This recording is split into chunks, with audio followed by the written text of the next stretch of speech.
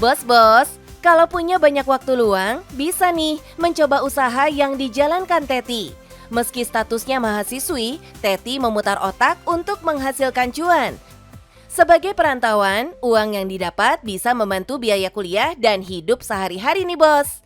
Halo Ibu, saya Teti dari Amirah Care. Mbak Teti makasih banyak ya udah bisa ada waktunya buat jagain anak aku. Kebetulan aku mau buru-buru nih, temen aku dia mau lahiran. Terus aku dikasih tahunya juga dadakan banget. Aku bisa titip ya sama Mbak Teti ya. Iya boleh Bu, Aduh, boleh. sama Mbak Teti ya.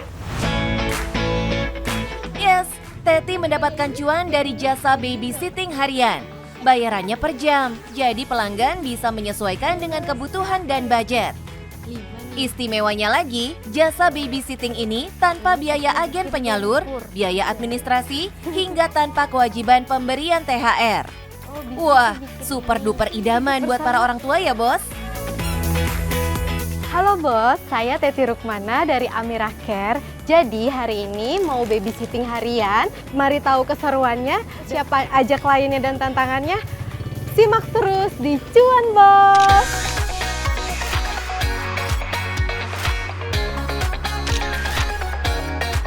Teti menjalankan bisnis ini sendirian sejak Desember 2025.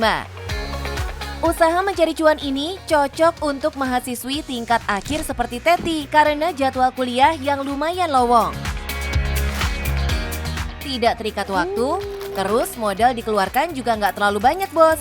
Cukup membawa alat-alat bermain sesuai usia anak yang akan diasuh.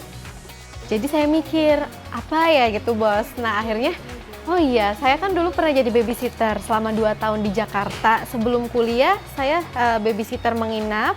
Kemudian setelah saat itu banyak waktu luang, ya sudah saya coba-coba membuka jasa babysitter harian. Karena kalau full itu saya tidak bisa, karena setiap minggunya harus ada bimbingan skripsi. Teti menerima tugas menjaga anak dari yang usianya 1 bulan hingga 9 tahun. Tugasnya bisa di dalam atau luar rumah. Mulai dari menyiapkan kebutuhan anak seperti menggendong, menyuapi makan, dan memandikan. Tak lepas di situ aja bos, Teti juga bisa memberikan kegiatan-kegiatan yang bersifat bermain sambil edukasi sensory play untuk balita. Biasanya saya dari jurnal, kemudian dari YouTube. Kemudian saya juga beberapa kali pernah mendatangi sekolah preschool, kemudian dari situ saya sambil mengamati dan belajar, kemudian diterapkan di babysitting saya. Untuk peralatannya biasanya saya membawa sendiri, namun jika kliennya itu udah punya peralatannya, biasanya bisa memakai peralatan klien juga. Wah, warnanya jadi warna-warni. Usaha Teti berbuah manis setelah beberapa kali videonya viral di sosial media. Bookingan jasa babysitting harian makin banyak bos.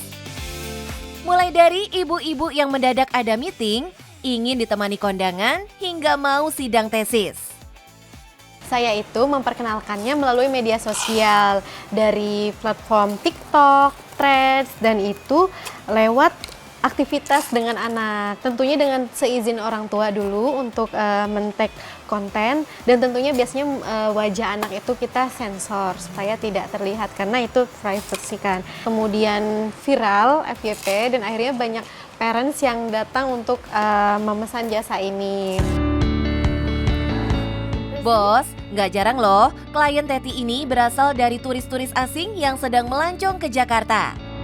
Untuk memesan jasa ini, klien cukup mengirim pesan melalui direct message di sosial media.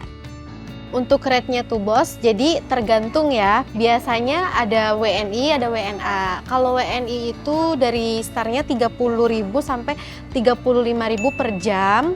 Ketentuannya kalau 30.000 itu biasanya kita di rumah, stay di rumah. Jika 35.000 itu biasanya kita di luar rumah, kayak acara-acara wedding atau di mall gitu.